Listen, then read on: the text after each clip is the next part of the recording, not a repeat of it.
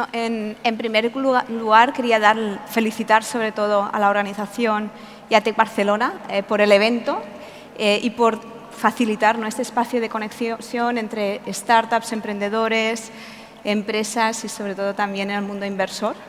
Y también quería agradecerles el hecho de que tengan presente y den voz a la inversión de impacto y a las startups de impacto, porque cada vez somos más los que estamos en este mundo del emprendimiento y de la inversión de impacto buscando un doble propósito, no solo la rentabilidad económica, sino también el impacto social.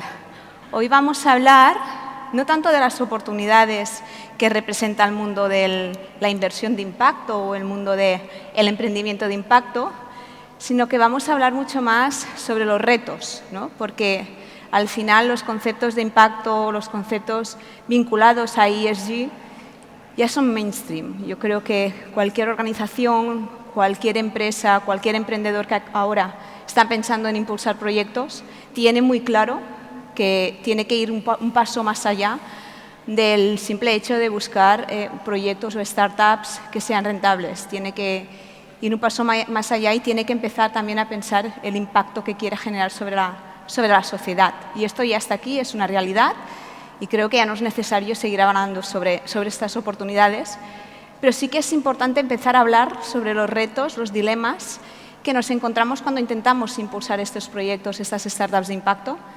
Y hoy tenemos aquí a Lucas Carnet, de 011H, y a Marc, de Eura.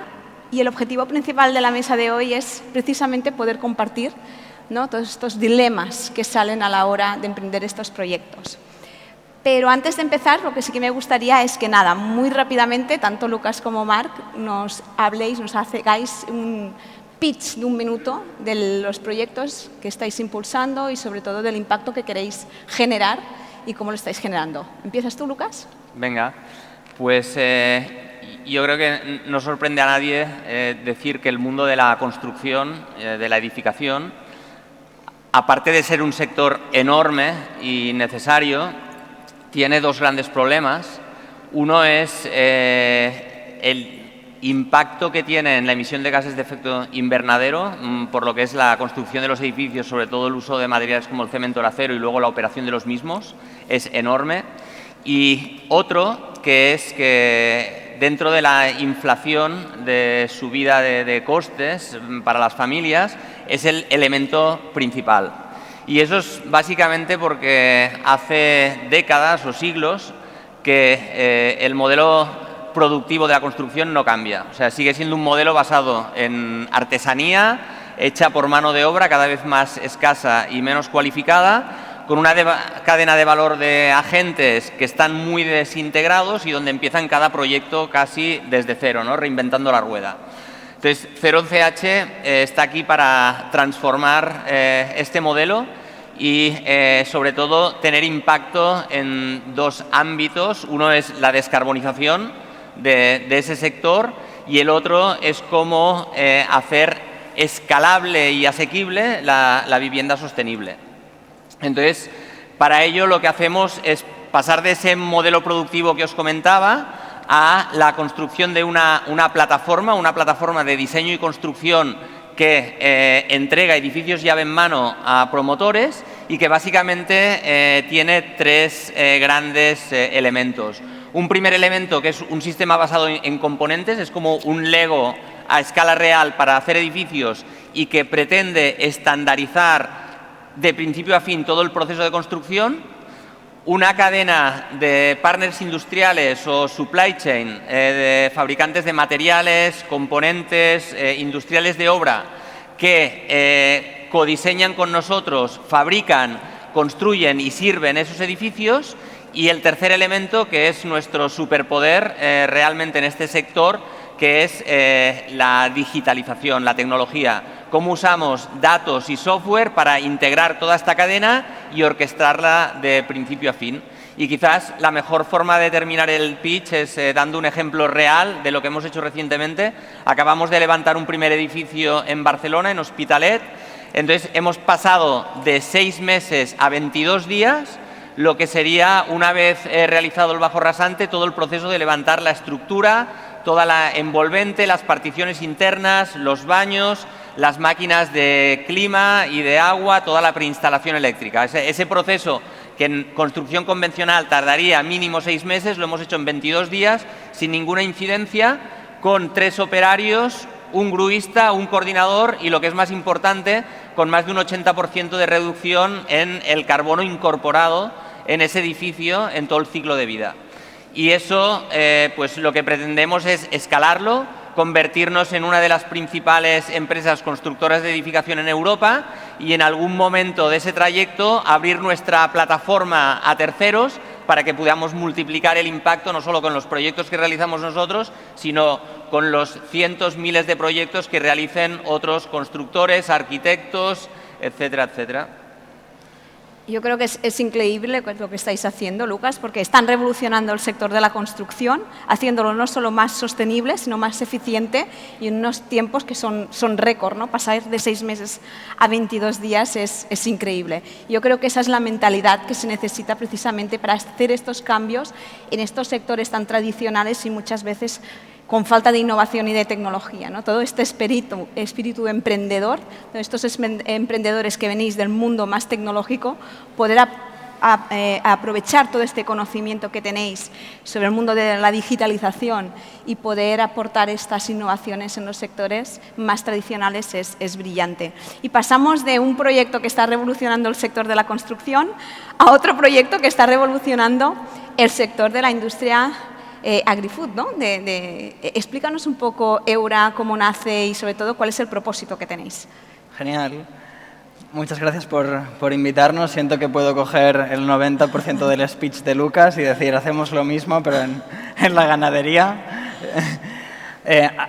¿Quién de aquí ha probado ya Eura? A ver, Lul, muy bien. Genial. Lo que estamos haciendo en Eura es impulsar el futuro de la carne. Al final, uno de los principales retos que tenemos en la humanidad este siglo es cómo alimentamos, ¿no?, una población que va a crecer a 10.000 millones de forma sostenible, teniendo en cuenta que en el mundo más gente quiere comer más carne. Hay más vacas en el mundo que habitantes en China y este número no deja de crecer. Al final hay que tener en cuenta que el sistema alimentario es responsable de un 34% de las emisiones globales de gases de efecto invernadero. Y esto se podría reducir en más de un 73% si en vez de usar animales como intermediarios fuéramos directamente a los cereales y legumbres y otros componentes naturales y consiguiéramos carne. Al final esto es lo que hacemos en Eura, ¿no? No nos interesa en Eura la guerra cultural de veganismo sí, no, lo que queremos es evolucionar una tradición gastronómica que forma parte de nuestra cultura, teniendo en cuenta a los animales, al planeta y a nuestra salud. Hacemos carne que es mucho más sostenible y que es mucho más saludable. Muy bien, Marc. Antes de empezar a entrar en sobre todo que nos expliquéis los dilemas que os encontráis a nivel de impacto, sobre todo, y de alineación del modelo de impacto que tenéis con el modelo de negocio, sí que me gustaría poner sobre la mesa un aspecto muy importante cuando estamos hablando de startups de impacto y de inversión de impacto. Y es que para nosotros es muy importante y siempre decimos que lo que buscamos son equipos y emprendedores con una clara intencionalidad de generar un impacto social y de resolver los principales retos sociales o medioambientales que tenemos como sociedad. Y hay un debate que siempre se abre dentro del mundo de la inversión de impacto y del emprendimiento de impacto es si el emprendedor de impacto nace o se hace. Y me gustaría empezar por Lucas, porque como todo el mundo debe saber aquí, antes de empezar y de fundar 011H, fundaste hace más de 10 años Privalia, una startup en el mundo de la moda.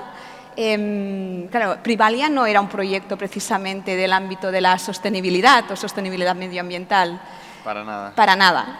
Pero en cambio ahora te has pasado al mundo, ¿no?, del impacto y de la sostenibilidad. ¿Cómo ha sido este viaje?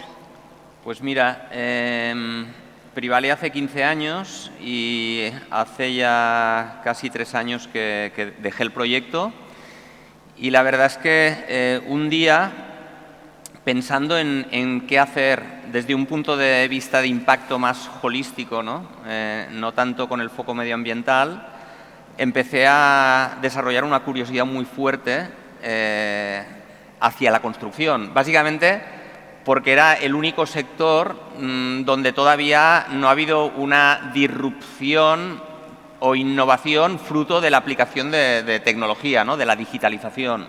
Y claro, eso era lo que yo había hecho en Privalia, aplicar digitalización, Internet al retail y montar un nuevo modelo de negocio pues, escalable, ¿no? Y eficiente. Entonces, pensaba que mi perfil podía encajar muy bien en ese sector. Y cuando entré a entender lo que era el sector es cuando descubrí realmente el impacto que tenía, ¿no? Y a raíz de eso empecé a entrar en el mundo realmente del impacto más holístico. Y la verdad es que, bueno, empezó siendo una de los componentes del proyecto para convertirse en el componente principal. De hecho, nuestra misión es, digamos, cómo acelerar la transición hacia una edificación sostenible, ¿no? Y la verdad es que, bueno, para contestar a tu pregunta, de verdad, que si el emprendedor nace o se hace, yo siempre digo que ni nace ni se hace, ¿no? Se contagia.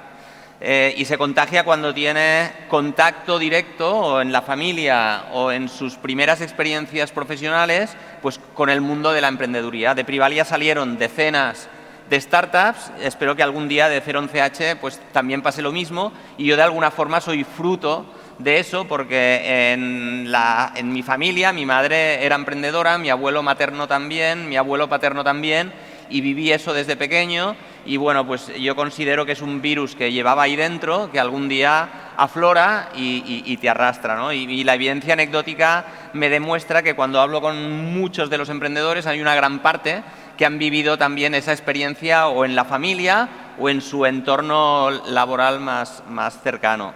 Yo creo que llegar de ahí, de cómo se hace el emprendedor en general al impacto, bueno, pues ya quizás hay un tema de momento de vida, sensibilidad o como en mi caso, ¿no? De entrar en un sector que cuando lo quieres transformar te das cuenta de que una de las grandes cosas que ha ignorado ese sector y que tiene un gran impacto es eso y no ves una solución si no solucionas eso y a partir de ahí empiezas a descubrir que hay mucho más que eso, ¿no? Y que tienes un montón de hábitos en la vida que también contribuyen a esa no sostenibilidad, etcétera, ¿no? Y bueno, es meterse y entender lo que pasa, entender las consecuencias. También la paternidad ayuda a ser más sensible con estas cosas en mi caso y bueno, pues es un círculo virtuoso. Sí. La verdad es que es un lujo para la economía de impacto y los inversores de impacto tener emprendedores, ¿no? Con ese espíritu y que realmente donde veáis también oportunidades en ese mundo de impacto y terminéis impulsando este tipo de proyectos. Sí, nosotros somos un equipo extraordinariamente grande de fundadores, somos 6 cofundadores, todos con bastante experiencia y la verdad el elemento que atrayó a todos a tomar la decisión de dejar lo que estaban haciendo y venirse fue sobre todo el tema del impacto. Del impacto. Por lo tanto, al final el impacto se ha convertido en el motor de cambio, ¿no? Y el motor de crecimiento de la compañía, que yo creo que eso es uno de los elementos importantes, evidentemente sin dejar al margen la rentabilidad económica si no vamos mal, ¿no? Bueno, es que seguramente la una sin la otra no funcionan. No funcionan, exacto. Y en tu caso, Marc, ¿cómo fue ese proceso de transformación? Porque también se habla mucho de los emprendedores de impacto que son activistas, es decir, ese perfil de emprendedor de impacto que ya desde bien jovencito o jovencita eran como muy activistas, muy conscientes de los retos sociales, de los retos medioambientales y querían y luchaban e impulsaban proyectos o colaboraban con organizaciones en pro de hacer estos cambios. ¿Cuál es tu historia, Marc? Poneros cómodos.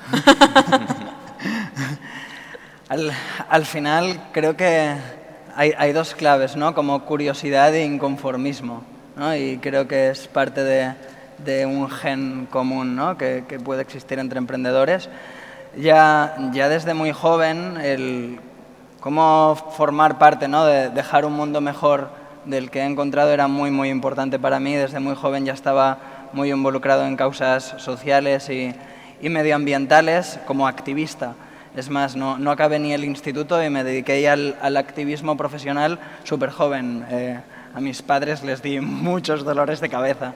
Pero algo muy curioso, ¿no?, en esta trayectoria como activista, aparte de problemas legales, muchos dolores de cabeza para mis padres, era que me obsesionaba el cómo tener más impacto con aquello que hacía, ¿no? Y cuanto más aprendía a partir de los años, más veía el poder que la tecnología podía tener para transformar la sociedad, ¿no?, y las dinámicas de mercado para empoderar a la gente, ¿no? Sentía que mucha gente en la sociedad estaba de acuerdo con ciertos mensajes medioambientales, de salud, de transformación, y lo que hacía falta eran nuevas tecnologías que hicieran obsoletos problemas de modelos actuales, ¿no? Es muy interesante, mirando 2 siglos atrás, antes cazábamos ballenas para conseguir su aceite para iluminar las ciudades, luego pasamos a las energías fósiles y vamos hacia las renovables. Íbamos en caballo en las ciudades, eso generaba muchos problemas para los caballos y para la salud pública.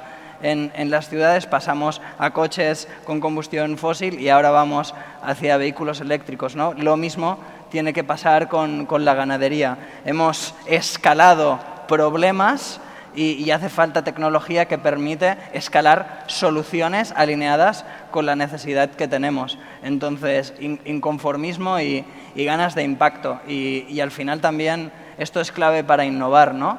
Cuando tienes muy claro qué problema quieres resolver, solo ves barreras a superar y escaleras a encontrar para saltar muros. Muy bien. De hecho, Marc, he encontrado una frase que está en tus perfiles de las redes que dice: la justicia es mi motor y la tecnología donde encuentro la solución, ¿no? Yo creo que eso es reflejo precisamente de ese doble perfil, el cómo una persona activista desde bien joven encuentra a través de la tecnología y estos proyectos y estas startups la forma de poder contribuir y mejorar el mundo.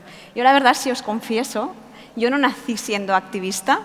Está mi socia Clara, que ella siempre lo dice, desde pequeña ella lo tenía muy claro, ella colaboraba con ONGs y tenía muy claro que quería hacer de este mundo un mundo mejor. Yo la verdad, yo estudié económicas y hace más de 20 años. Y cuando yo estudié, no se hablaba ni de economía de impacto ni de RSC en las universidades. Y para mí fue un descubrimiento en 2008, cuando me topé con la responsabilidad social corporativa, me topé con la realidad de la economía social, que en ese momento era muy filantrópico, muy de filantropía, muy de caridad. Empezaban a haber proyectos aquí en España de emprendimiento social, pero con poca tecnología, les costaba mucho atraer talento y realmente eran proyectos donde la rentabilidad económica muchas veces se podía llegar a cuestionar. Podían llegar a ser autosostenibles, pero difícilmente podían ser una startup como las que, ¿no?, estáis impulsando vosotros, escalables y aparte con capacidad de maximizar y hacer crecer tanto el impacto como el negocio. Fue en ese momento, en 2008-2009, cuando empecé a investigar y vi que en otros países, sobre todo en países anglosajones, había otro tipo de emprendimiento social o de social business más vinculado a lo que estáis precisamente impulsando vosotros ahora aquí. Es decir, startups tecnológicas que generaban mucho impacto, con modelos de negocio que eran rentables, con VCs que entraban e invertían en este tipo de proyectos para hacerlos escalables. Y fue ahí cuando yo hice el clic, el cambio, y dije, esta es la economía que yo quiero, esta es la economía de futuro. Y fue en 2008-2009 cuando empecé a trabajar en pro de la inversión de impacto de las startups.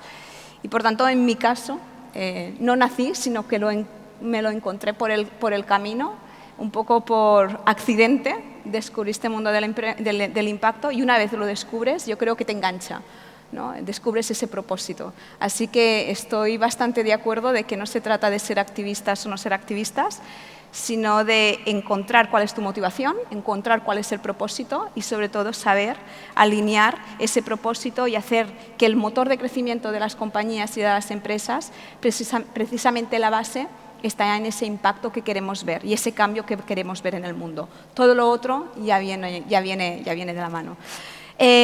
Vamos a entrar ahora a hablar un poquito más de los dilemas, porque emprender con impacto puede parecer bonito, pero realmente emprender es difícil. Impulsar una startup es muy complicado.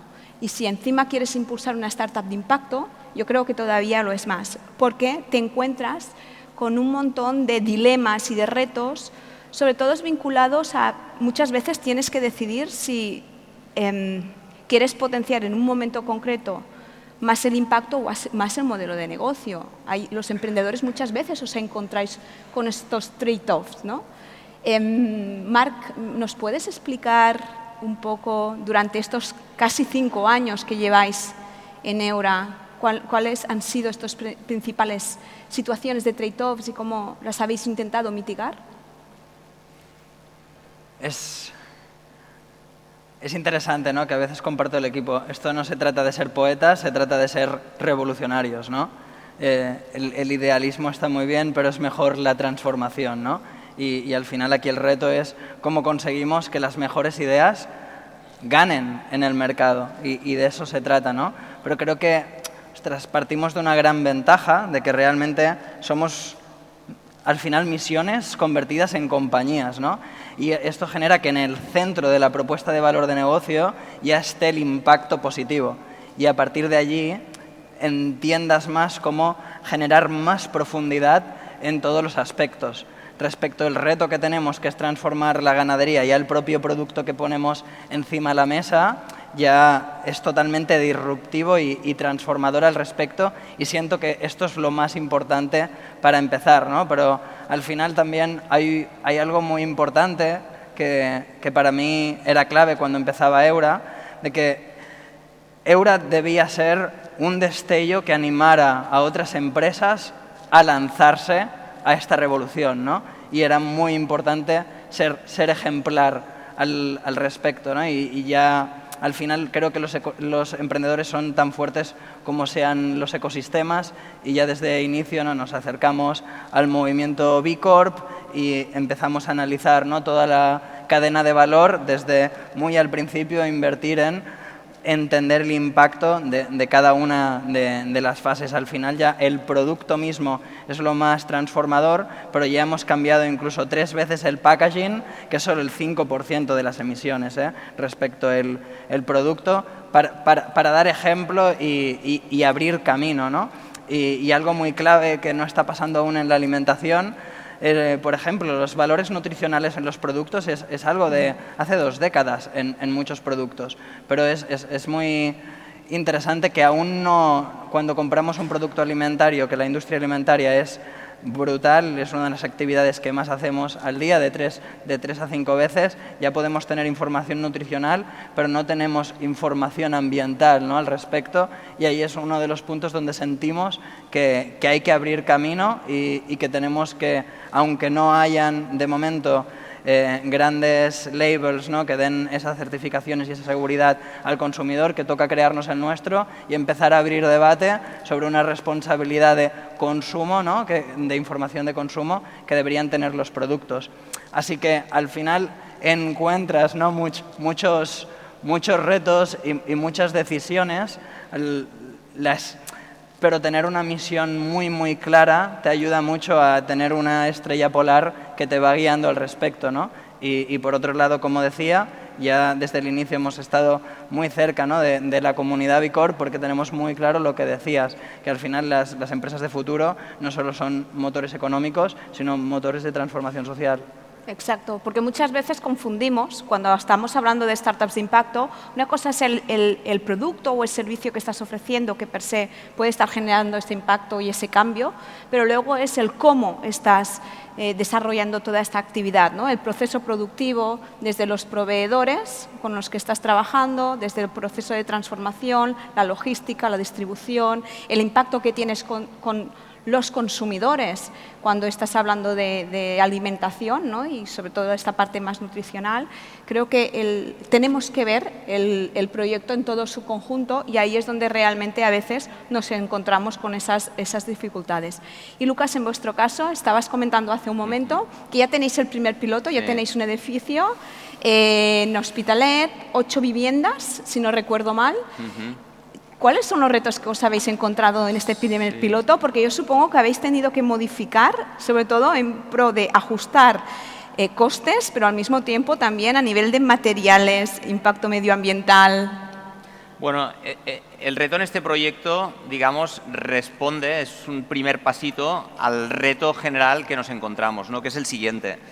Es decir, no basta con hacer un edificio que sea neutro en carbono, si va a ser un edificio entre 1000, que es aquel que pueden pagar pues, unas élites, ¿no? Hay que hacer 1000 edificios entre 1000 para realmente tener impacto y descarbonizar el sector. Entonces, eso presenta un gran reto por dos temas. Primero, porque la gente no puede pagar más de lo que paga por la vivienda. De hecho, ya paga más de lo que sería razonable que pagase. Entonces, tú no puedes hacer pagar más por eso.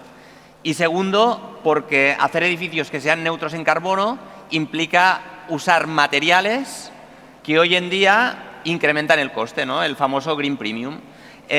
Implica escoger de entre una selección de todos los materiales aquellos en los que puedas tener una trazabilidad de toda la cadena de custodia del material y tener realmente los datos de cuál es su impacto en huella de carbono, en el ciclo de vida, etcétera, etcétera, etcétera. En nuestro caso, el principal, sobre todo, es sustituir cemento o hormigón por madera, madera que venga de bosques certificados.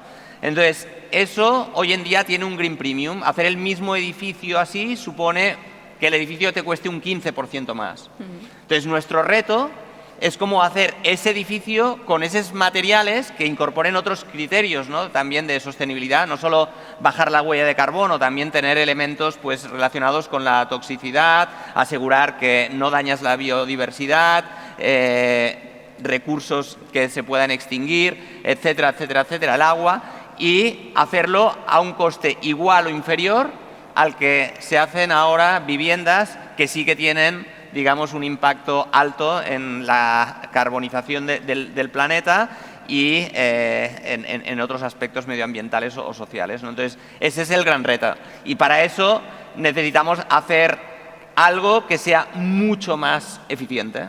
Y ahí es donde nos ayuda la tecnología, pero no solo la tecnología, también necesitamos hacer algo que sea escalable y repetible, y está muy bien porque es lo que vincula el reto profesional de hacer algo grande y transformador con el impacto, ¿no? No hay uno sin lo otro. O sea, no podríamos hacer 1000 edificios de 1000 a un precio que fuera asequible para todo el mundo si no hacemos algo que transforme absolutamente la cadena de valor de la edificación para poder hacerlo con esos materiales que a día de hoy son más caros. Exacto. Y uno de los retos es, más allá de encontrar esos modelos y poder probar que se puede hacer, tanto a nivel de producto final como a nivel de todo el proceso, también está en el momento, sobre todo, de escalar. Es decir, de cuando pasas de ser una startup a una scale-up. En estos momentos yo creo que también hay decisiones muy relevantes, como por ejemplo, ¿cuáles queréis que sean vuestros compañeros de viaje en un futuro? Tú tienes experiencia, Lucas, levantando rondas de financiación, rondas de inversión en Privalia. ¿Cómo creéis que este crecimiento futuro, esa necesidad de nuevos socios, va a impactar en los proyectos? ¿Qué tipo de socios creéis que deberíais ir a buscar? Y luego otra pregunta muy concreta, que es un dilema que también se plantea en el mundo de las startups de impacto y de la inversión de impacto, que es cuando una startup de impacto o una empresa de impacto decide salir en bolsa. Tenemos dos ejemplos muy recientes de aquí, justamente, que son Holaluz y Wallbox, que han salido recientemente en bolsa, y ahí hay un gran peligro también de perder ese propósito y empezar a pensar más en los accionistas y en cómo las decisiones muchas veces hacen fluctuar esa cotización en bolsa. ¿Cómo veis este crecimiento futuro y esa necesidad de financiación para proyectos y startups de impacto? Tiro. Hostia, muy bien respondido, Lucas? La respuesta, mucho mejor que yo. Estoy... Lo tenía ensayado. Cojo, pego, copio. El mundo está cambiando. Decía Víctor Hugo, ¿no? Que nada tiene más fuerza que una idea cuyo momento ha llegado. Y sí que en Eura desde el principio teníamos claro que teníamos que buscar gente que tuviera la misma visión, ¿no? de transformación y estar muy alineados en esta visión de largo plazo e incluso entender, ¿no? que la proteína animal va mucho más allá que la carne y que hay un montón de tecnologías más posibles que las que estamos usando a día de hoy. Pero incluso yendo a lo que decías, ¿no? Cuando ya pueden entrar en retail investors y cuando las compañías son públicas, hay mucha gente que también está buscando apoyar este tipo de empresas, ya que no hay tantas opciones, ¿no?, al respecto.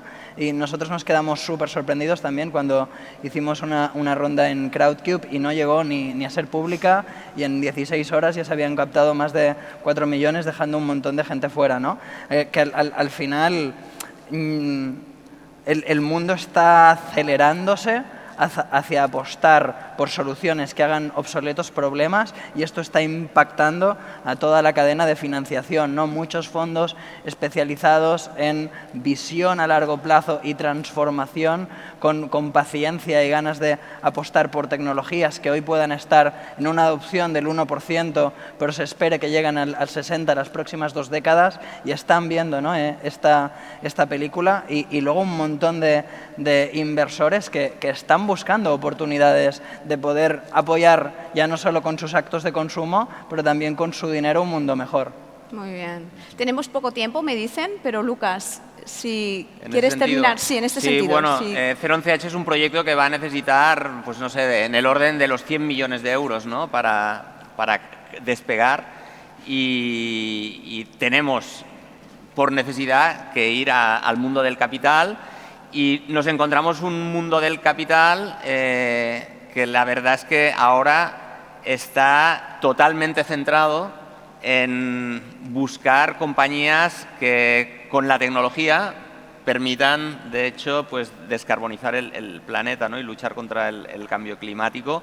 Entonces, yo creo que ya, curiosamente, hay una revolución ahí que no empieza desde las bases, ¿no?, desde la población. No están pidiendo a gritos viviendas libres de carbono, la gente está pidiendo viviendas en precio en el barrio donde quiere vivir, ¿no? Pero el capital sí está empujando con sus fondos a que los promotores de proyectos y los inversores en proyectos busquen proyectos de este tipo, ¿no? Y yo creo que ahí, pues, todo esto se tiene que empezar a normalizar, estandarizar. Es cierto que los promotores empiezan también a tener un incentivo desde el punto de vista en el que empiezan a ver que pueden financiarse con bonos verdes y bajar el coste de su deuda, que empieza a haber en algunos mercados de Europa un descuento por los activos marrones, ¿no?, y que no son edificios sostenibles. Se está trabajando en la UE Taxonomy, se está hablando de que el IFRS incorpore a lo que es, digamos, toda la contabilidad económico-financiera también esas externalidades, y por lo tanto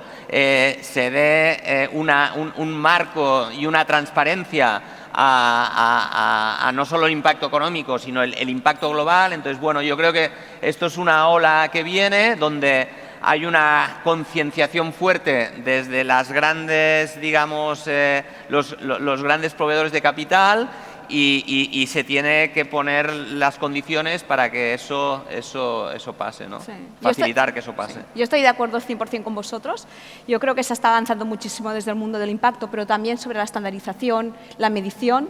Y creo que esa será la clave para diferenciar proyectos que realmente son auténticos, que ponen el impacto en el centro del modelo, y a partir de ahí el negocio, la escalabilidad, etcétera, que creo que claramente habéis demostrado que esa es la razón de ser tanto de 011H como de Eura, de esos proyectos que son greenwashing, que al final sí que pueden generar impactos positivos, pero también generan muchos negativos, y que cuando haces la balanza el impacto neto no queda tan claro.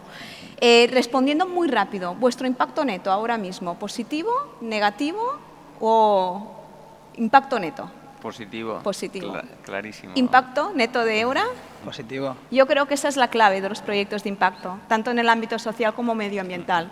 Analizar los impactos negativos y también los positivos. Y sobre todo garantizar que el impacto neto sea positivo. Muchas gracias a todos, muchas gracias Lucas, muchas gracias Marc, y continuamos.